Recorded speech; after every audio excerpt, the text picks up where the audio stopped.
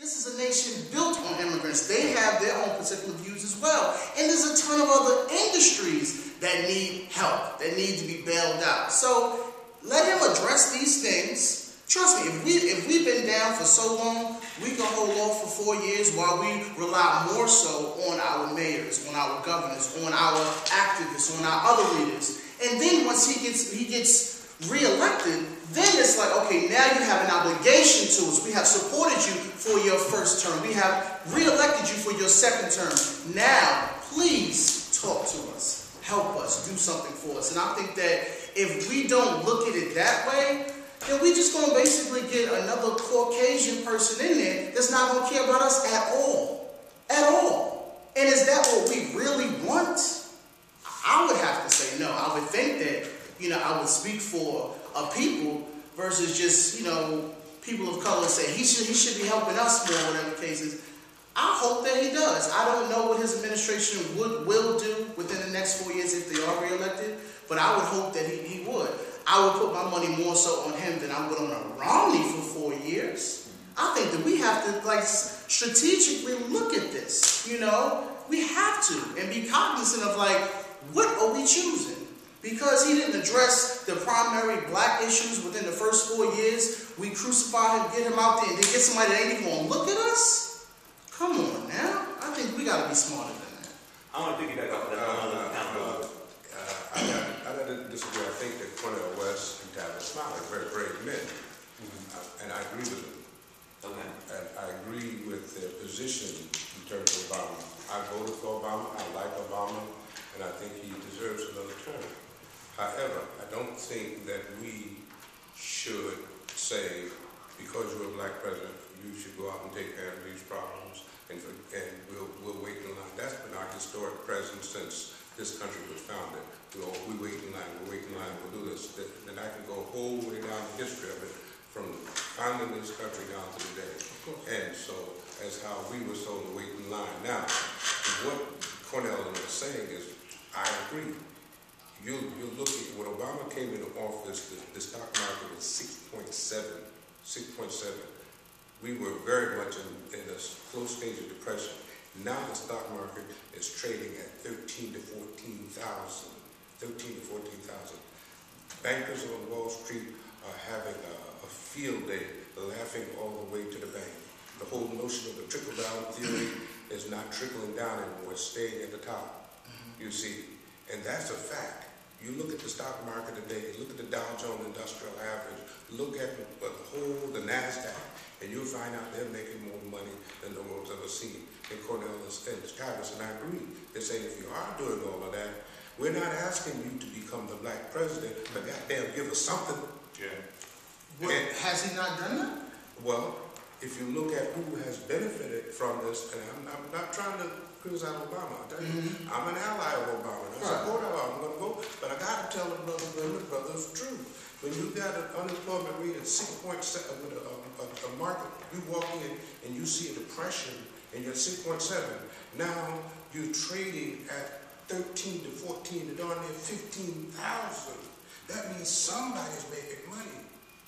And then you look at all those people who walked off with these severance packages and getting millions and millions of dollars, hundreds of millions of dollars for failure.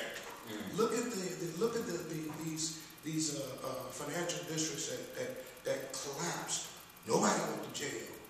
Nobody was indicted. You see, look at the money they walked off with. You see, and then walk past areas where poor people are literally lying in ditches and what have you, putting blankets on themselves. That's a shame. And that's what Obama, this is what Cornel was saying, and we need to address that. And it shouldn't take a poverty tour that shows that when you're the richest country in the world, you can't take care of the least people. Something. Now, I had enough time to address a lot of those issues. Healthcare. You know how long they fought for healthcare? Since 1901. 1901. Teddy Roosevelt tried to get a healthcare package through, couldn't get it. Bill Clinton tried, one of the most popular charismatic presidents we've had, couldn't get it through. Obama got healthcare package. Now, I agree with that. I'm not arguing with healthcare and all those kind of things. But I'm also saying to you, if you have the time to do that. Then at some point in time you say, hey, look, I got to look at those people over there. And I think that is what Travis has said. And I agree with Travis, and I agree with Cornell, because that's the key issue. We need to concern ourselves with that. You know, and we're just saying to the brother, look, brother, gut check time. Yeah. I disagree with that. The reason I disagree with it, not so much of what the tour represented, but the timing of it. Where was this poverty tour during the Bush years? These were the worst times during the Bush years. And hear me out. Outside of just being impoverished, we were also getting killed overseas. And I'm one of those brothers that went overseas that served my country. Where was all of these tours during then? Because we were getting killed here and getting killed over there. But there was no black leaders that was there saying, like, hey, we gonna stop this now? Come on now. I'm glad you brought that point up. First of all, you could have had all the poverty tours under the Bush administration that you wanted to. You was not going to give you any recognition for it. Right. You see, that's just begging. That's like begging the lion not to eat you when you're the lion. Then, now, number one. Yes. Number two, if you want to really get down to it, the real truth of the matter is who brought us into those wars, looking for weapons of mass destruction, for which they discovered they did not find. So now we have war, and by the way, we fought that war off the books. So when we fought that war off the books, we were naturally draining the economy of the kind of substantive resources that would have helped. You see, we were spending billions of dollars going for a war that everybody admitted was wrong. You see, Iraq had never even thrown a slingshot against us. You see, Afghanistan, which was the Russians getting out, and all the history said we weren't going to win that, and so forth. Look at all that, and down with looking at Iran, all those kinds of things. Hey, look, if we can look at Iraq, Iran, go to Wall Street, and raise the stock market to embarrassing, shameful levels of money being taken home. And at some point in time, we say, hey, there's somebody over here. These people here need you too. And that's all I think he's saying. He's not trying to denigrate anything that Obama's all about. He's saying, look, we're here too. You've looked at all these other issues, now look at us.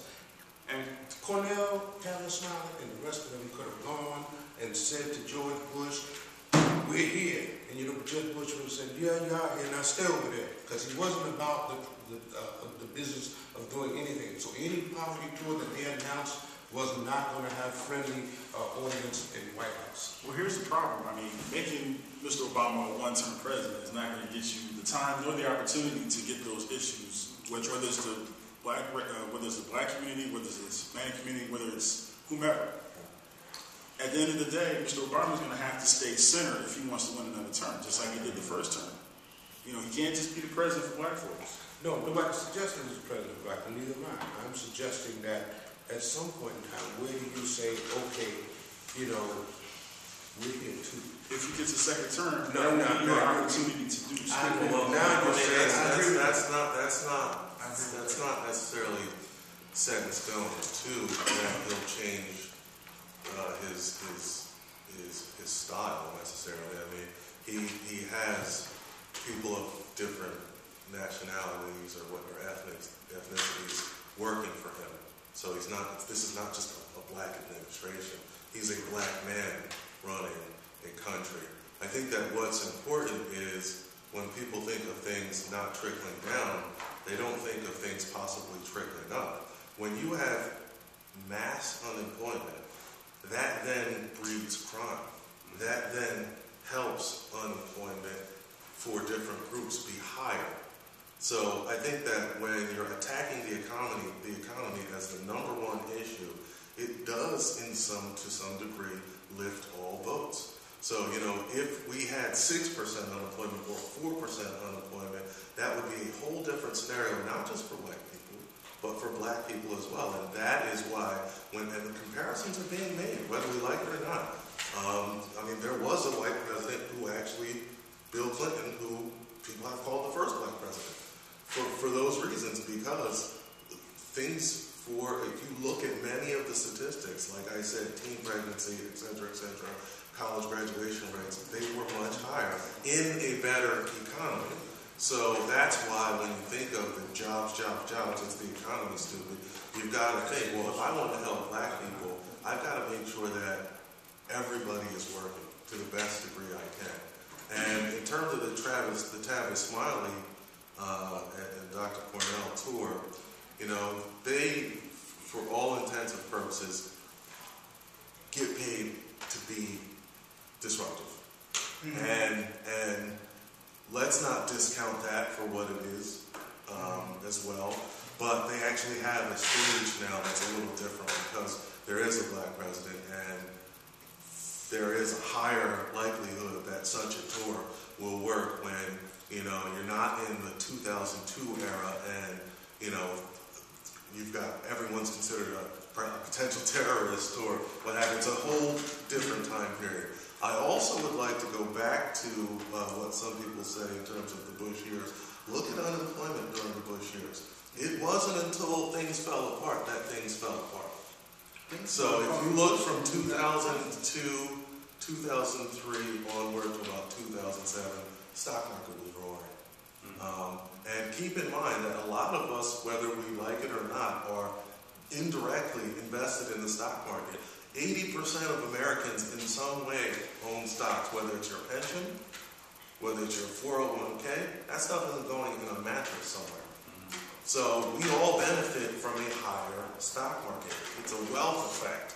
We all benefit from home prices rising, which, you know, and this is what makes President Obama's candidacy a lot different than those in the past. We had a housing crisis, a financial crisis, a stock market crash, automobile bailout. Healthcare isn't a crash that we had. So, you know, I mean, we've had, no president really has had that many different things happen at once. So it was pretty much a significant challenge to any new president. But that then begs the question, were town hall meetings about healthcare and cash for clunkers going to solve something so deep? And I think that's going to be a critique that remains if he's not reelected, that the economy, jobs, perhaps wasn't something. Where were the town hall meetings on the economy? Yeah. And those are the things that lead to continued black unemployment, continued Latin unemployment, Latino unemployment. You know, and these are the things that, yes, he's not the president for just black people, but there is a network effect when more people are working. And the small business, I'm a small business, we were completely hurt by some of these policies, and specifically the uncertainty. The uncertainty is the government going to shut down.